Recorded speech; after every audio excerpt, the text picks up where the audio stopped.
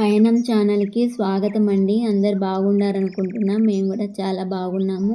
ఈ వీడియోలో వాడకుండా ఉన్న పాత వస్తువులతో గార్డెన్‌ని ఎలా అందంగా చేసుకున్నానో చూడండి. ఈ ఐడియాస్ కూడా మీకు నచ్చితే ఆలస్యం చేయకుండా మరి మన ఛానల్‌ని ఫాలో అవ్వండి. మనము ఎప్పుడు మన మెదడుకు పని చెప్పెట్టాలి. లేదు అంటే అది మన మాట వినదు. మనల్ని ఒక ఆట ఆడించాలి. అందుకే నేను ఎప్పుడు ఏదో ఒక పని అయితే చేసుకుంటూ ఉంటానన్నమాట ఖాళీగా ఉండకుండా. ఇదైతే ఒక పాత కుండ అండి, నీళ్ళ కుండ. దీనికి ఉన్నటువంటి పాచి మట్టి అయితే ముందుగా అంతా క్లీన్గా చేసుకున్నాను. తర్వాత ఎర్రమట్టి కలర్ అయితే వేసుకున్నాను. ఫస్ట్ నుంచి కూడా ఇలా పాత వస్తువులతో ఏదో ఒకటి చేసే అలవాటు అయితే ఉంది.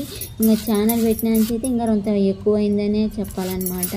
ఇలా అంతా మనము అంటే ఖాళీగా ఉండకోకుండా అంటే వేటిని పడేయకుండా ఏదో ఒక మంచి వస్తువుగా తయారు చేసుకుంటే అందులో నాకైతే చాలా హ్యాపీగా అనిపిస్తుందండి. ఆ వస్తువులను అందుకు చూసినప్పుడు అబ్బా ఇది భలే వచ్చింది కదా అనే ఫీలింగ్ అయితే ఎప్పుడు నాలో కలుగుతూ ఉంటుంది అనమాట.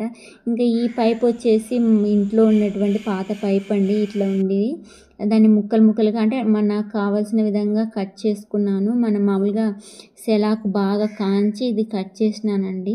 నా దగ్గర రంపం లేదు, అందుకని ఇట్లా కట్ చేసుకుని అక్కడక్కడ హోల్స్ పెట్టుకుని ఇంకా ఈ చెట్టు ఇట్లా 3 పాయలుగా పోయినప్పటి నుంచి నాకు ఇక్కడ ఏదో ఒకటి చేద్దాము అనే ఆలోచన అయితే ఉందండి. ఇంకా ఇప్పుడు ఈ కుండ ఆ చెట్టుకు మధ్యలో పెట్టేసి ఈ పైప్ని ఇట్లా సెట్ చేసినాను అనమాట. ఇది మనకి నల్లది ఉంటుంది కదా కడ్డీ లాంటిది దారము, దాంతో ఇట్లా చుట్టినాను అనమాట పడిపోకుండా. ఇంకా ఇప్పుడు ఆ బొక్కలలో అయితే ఏం చేస్తున్నా అంటే ఇవి టేబుల్ రోసెస్ ఉన్నాయి కదా అవి అయితే పెట్టినాను. ఇంతకీ ఇది ఎలా ఉందో కామెంట్ అయితే చేయండి. వీడియోగా నచ్చితే మటుకు ఒక లైక్ అయితే కొట్టండి. మీ సపోర్ట్ నాకు ఎప్పుడు ఉండాలని కోరుకుంటున్నాను.